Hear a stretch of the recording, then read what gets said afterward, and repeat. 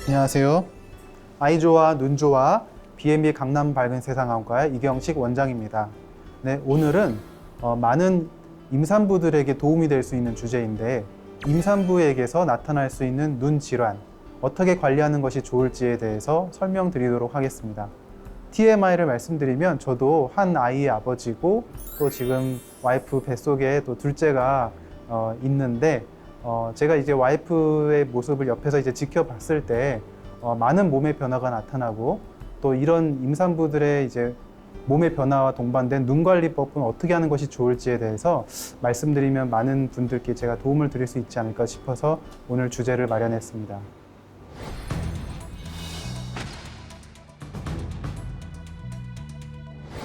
우리가 임신을 하게 되면 가장 흔하게 나타나는 증상이 바로 안구 건조증입니다. 안구 건조증과 또 이제 시력도 떨어지게 되는데, 그 이유는 이제 임신하게 되면 호르몬의 영향으로 눈물 분비도 줄어들게 되고 또 각막도 붓게 됩니다. 우리가 임신하시면은 몸이 붓게 되잖아요. 근데 몸만 붓는 게 아니고 이런 대사의 영향에 의해서 각막 조직도 같이 좀 붓게 되는데, 그러면서 동시에 눈의 도수도 달라지기 때문에 시력도 떨어지시는 겁니다. 이러한 대부분은 출산과 함께 회복이 돼서 일시적인 거기 때문에 뭐 너무 큰 염려는 하지 않으셔도 되겠지만, 좀 신경 쓰셔야 되는 증상에 뭐가 있냐면, 임신하신 상태에서 갑자기 상복부 통증을 느끼시고 구토를 하시고 뭐 눈이 번쩍거리는 광시증도 느껴지시고 뭐 두통도 생기시고, 이런 영향이 있으면서 시력이 떨어진다, 그러면은 우리가 임신성 고혈압을 좀 의심해 볼 필요가 있습니다. 임신성 고혈압이 되면은 몸의 혈관의 변화가 나타나게 되고 망막의 혈관도 변화하게 되면서 망막의 혈액순환, 또 맥락막의 혈액순환이 장애가 생기면서 우리가 시야에 영향을 받게 되고, 이게 영구적으로 시력에 영향을 줄 수도 있기 때문에 단순한 시력 저하가 아니고 전신적인 그런 영향과 동반된 시력 증상을 느끼신다면 반드시 안과에 가셔서, 그리고 또 산부인과도 가셔서 혈압도 체크해 보셔야 되고 눈 상태도 확인해 보셔야 됩니다. 또 한 가지 우리가 임신 중에 반드시 또 우려해야 되는 병이 뭐가 있냐면, 임신성 당뇨 망막병증이 있습니다.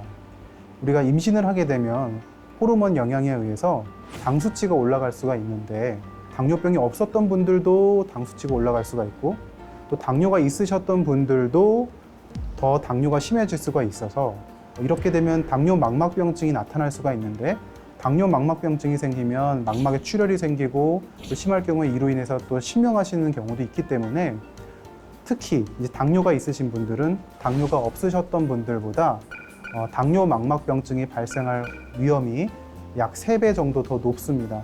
그래서 특히 더 당뇨가 있으신 분들은 적어도 3개월에 한 번씩은 안과에 정기적인 검진을 받으셔야 되겠고, 출산 후에도 적어도 1년 동안은 정말 괜찮은지 꾸준한 경과 관찰을 받으셔야겠습니다.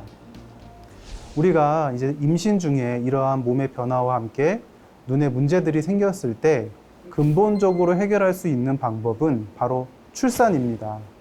그런데 우리가 출산을 아무 때나 할 수는 없잖아요. 몸의 컨디션이 너무 나쁠 때는 산모에게도 또 태아에게도 좋지 않기 때문에 양쪽 산모와 태아의 그 상황을 잘 고려해서 의료진 전문의와 함께 적절한 치료 시기, 출산 시기를 결정하시는 것이 중요합니다.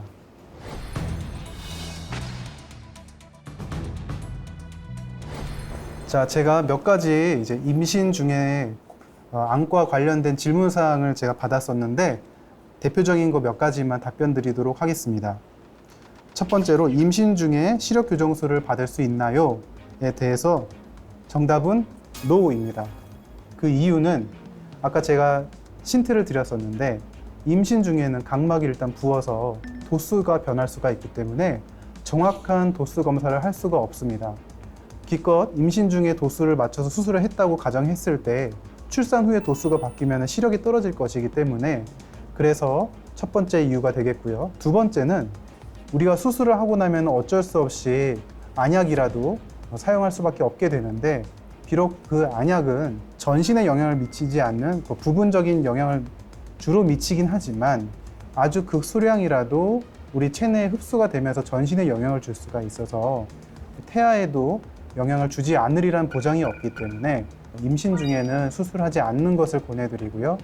적어도 출산 후 6개월에서 한 1년 정도 후에 수술을 생각하시는 것이 좋겠습니다. 네, 두 번째, 임신 중 안약이나 인공 눈물을 사용해도 되나요?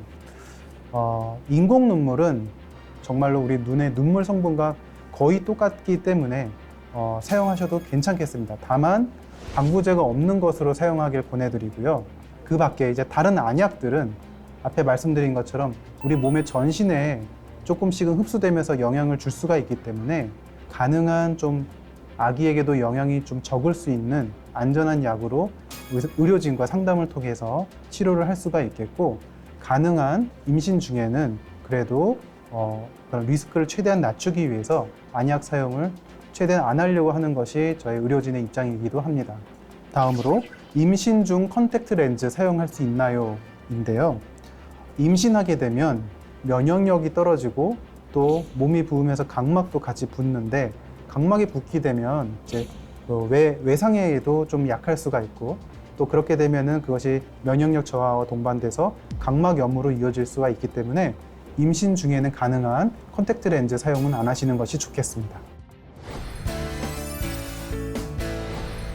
네, 오늘은 임신했을 때 눈 관리 방법에 대해서 알아보았습니다. 우리 예쁜 아기를 선명하게 잘 보기 위해서도 우리 눈 건강을 잘 신경 쓰시는 것이 좋겠고요. 그래서 임신하신 분들 오늘 영상이 많은 도움이 되셨으면 좋겠습니다. 다음번에 또 다양한 주제로 좋은 주제로 찾아뵙도록 하겠습니다. 좋아요와 구독, 알람 설정 부탁드립니다. 감사합니다.